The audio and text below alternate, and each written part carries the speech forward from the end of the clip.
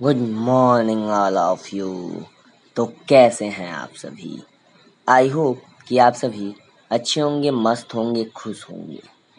तो क्या आपको भी वर्ड प्रॉब्लम वाले सवालों को देखकर उनके स्टेप्स लिखने में दिक्कतें होती हैं? अगर हाँ, तो क्या आपको वर्ड प्रॉब्लम को देखते ही, इन सवालों को देखते ही नींद आने लगती है? तो अब इन वर्ड प्रॉब्लम वाले सवालों को देखकर भागने की जरूरत नहीं है। अब इन प्रॉब्लम को भगाने का समय आ चुका है। तो मैं हूं आपका होस्ट और दोस्त टेंथोलॉजिस्ट, और आप देख रहे हैं राइट विद्यापीठ। आज मैं इन वर्ड प्रॉब्लम के सवालों को आउट कर दूंगा। चलिए तो शुरू करते हैं। तो सबसे पहले हमें जो सवाल दिया जाएगा उसे अच्छे तरीके से पढ़ना है और सवाल क्या कह रहा है उस पर विचार करना है। फिर जो भी हमें समझ में आता है वही लिखना है, विशेष कुछ। तो चलिए अब कुछ प्रश्नों से इसे समझते हैं। तो हमारा सवाल है, a cloth merchant sold 12,456 metre cloth in 1 month and 2,45,678 metre in second month. How much cloth merchant sold in both month?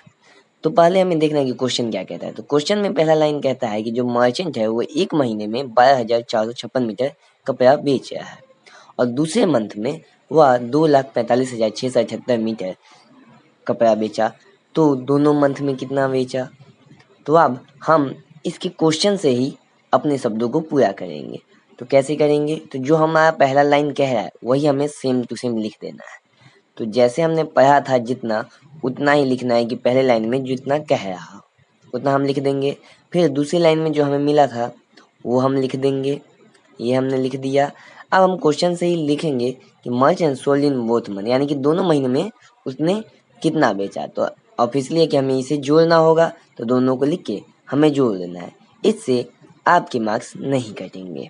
तो चलिए अब अगर वर्ड प्रॉब्लम में एलसीएम या फिर एचसीएफ वाला सवाल आ जाए तो क्या करना होगा? इन सवालों में क्या होगा कि लास्ट में लीस्ट, ग्रेटेस्ट, स्मॉलेस्ट, लार्जेस्ट जैसे शब्दों का इस्तेमाल किया होगा। अगर ये शब्द होंगे तो हमें एलसीएम या फिर एचसीएफ निकालना होगा। तो अगर लिस्ट या फिर स्मॉलेस्ट लिखा हो तो हमें यहाँ पे उसका एलसीएम करना है। क्या करना है? अगर लिस्ट या स्मॉलेस्ट हो तो एलसीएम करना है, और हाईएस्ट या लार्जेस्ट लिखा हो, ग्रेटेस्ट लिखा हो, तो उसमें हमें एचसीएफ निकालना है। तो वीडियो अगर आपको अच्छी लगी हो तो लाइक और सब्सक्राइब करना ना भूलें। धन्यवाद।